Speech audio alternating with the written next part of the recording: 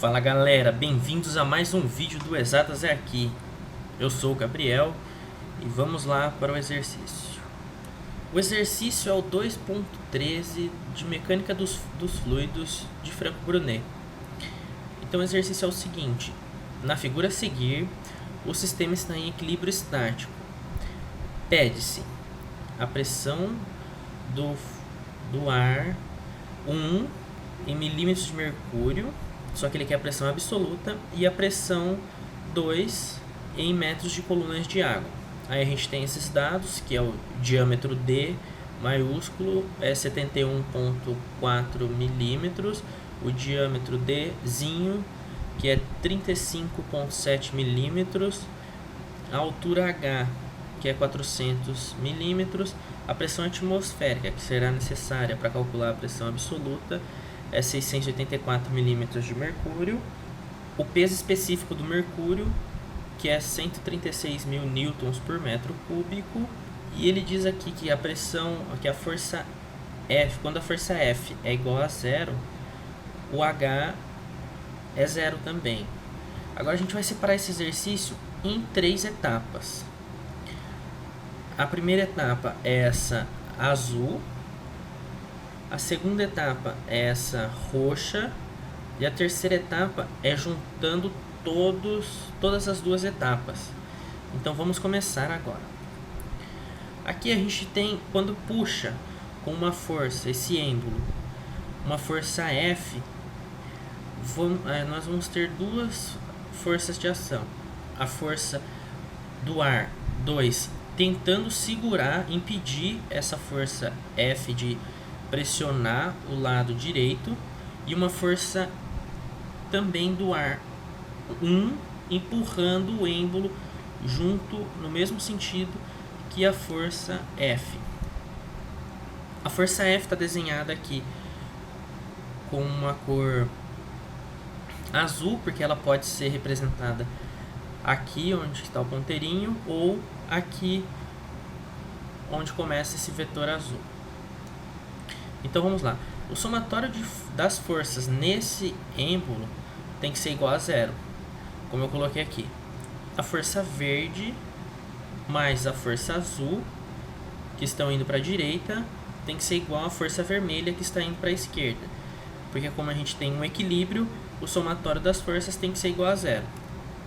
Vale lembrar também que a pressão é igual a força sobre área.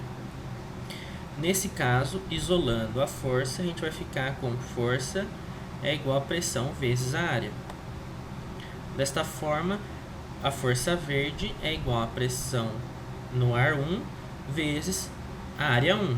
E a força vermelha é igual a pressão no ar 2 vezes o A2. Agora, o A1 é essa área aqui, como todos podem ver. Porém, no A2, a gente tem só essa área nos cantos, porque essa parte aqui está sendo puxada por essa haste do êmbolo. Então, ela não sofre a ação da pressão. Então, a gente tem que fazer o cálculo da área total e subtrair a área da haste. Substituindo esses dados fornecidos, vamos obter essa equação agora. Vamos deixar ela guardadinha. Vamos para a segunda etapa. Agora a gente tem o que? A gente vai ter que descobrir uma maneira de identificar esse ΔH. Como fazer isso? Vamos separar também eles em duas etapas. A primeira, que é essa parte vermelho, observe que as duas setinhas estão apontando onde foi deslocado esse ΔH. Daí a gente vai ter um volume, calculando o volume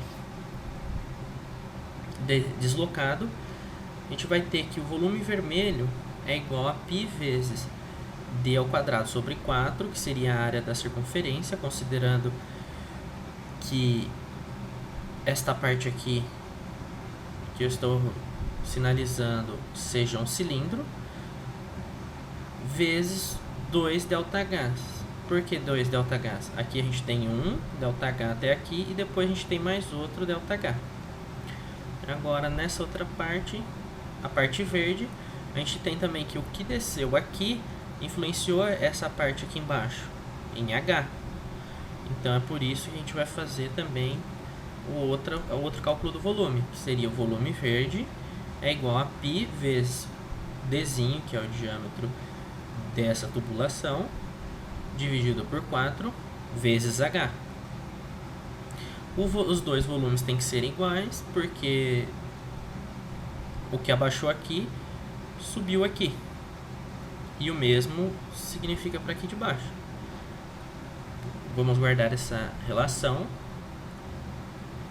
Agora vamos para a terceira etapa, que é considerando todos os dados. Sabemos que a pressão do lado esquerdo tem que ser igual à pressão do lado direito. No primeiro caso, a gente tem a pressão do ar, mais a pressão desse ΔH aqui, desses dois ΔHs, esse líquido é água, mais essa diferença de altura aqui, que seria o gama, que é o peso específico do líquido M, vezes essa altura, H. Do outro lado, a gente tem a pressão 2, do ar 2, e esse desnível da água aqui embaixo, que seria gama da água vezes essa altura. As duas pressões têm que ser iguais. Vamos igualar e vamos isolar o P2, ficando com essa configuração. Isolando naquela equação lá atrás o ΔH, vamos obter essa nova equação. Substituindo essa nova equação nessa equação da pressão, vamos obter essa outra equação. Substituindo os valores, transformando todas as dimensões para metro, que estiverem em milímetros para metro, vamos obter isso. Resolvendo todos os cálculos, vamos obter que a pressão 1 mais 17.000 pascal é igual à pressão 2. Dessa forma a gente vai ter um sistema. Aquela equação das forças, somatório das forças, mais essa equação da pressão 2, que é igual a pressão 1 mais 17.000 pascal. Resolvendo esse sistema, vamos encontrar que pressão 1 é igual a aproximadamente 20 kPa e a pressão 2 é aproximadamente 37 kPa. Agora eu vou resolver primeiro o item B, depois eu vou para o item A. Sabemos que a pressão é igual a gama vezes a altura. Como ele quer a pressão 2 em metros de coluna de água, podemos fazer o seguinte. Pressão 2 é igual a gama, que é o peso específico da água, vezes a altura de água. Vamos passar dividindo o gama e ficaremos com a altura de água é igual a 37.030 pascal dividido por 10.000 newtons por metro cúbico.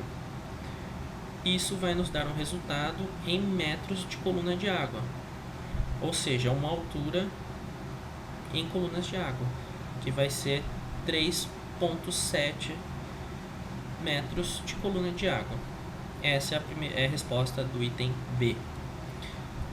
Agora, o item A é a mesma coisa do item B, porém, ele quer a pressão absoluta. A pressão absoluta é a pressão atmosférica mais a pressão do fluido. Nesse caso, a pressão absoluta em 1 é igual à pressão atmosférica mais a pressão em 1, só que ele quer em milímetros de mercúrio. Substituindo já o valor da pressão atmosférica, agora a mesma história. Pressão em 1 é igual ao gama de mercúrio vezes a altura de mercúrio. A pressão em milímetros de mercúrio é a mesma coisa que a altura em milímetros de mercúrio. Nesse caso, a gente vai fazer aquela mesma divisão, P1 dividido por gama de mercúrio, só que o nosso resultado vai sair em metros de mercúrio. A gente vai ter só que multiplicar por 1000 Aí a gente pode mudar para milímetros de mercúrio. Substituindo em P1, vamos obter a resposta, que é P1 absoluto é igual a 831 milímetros de mercúrio. Espero que vocês tenham gostado. Muito obrigado.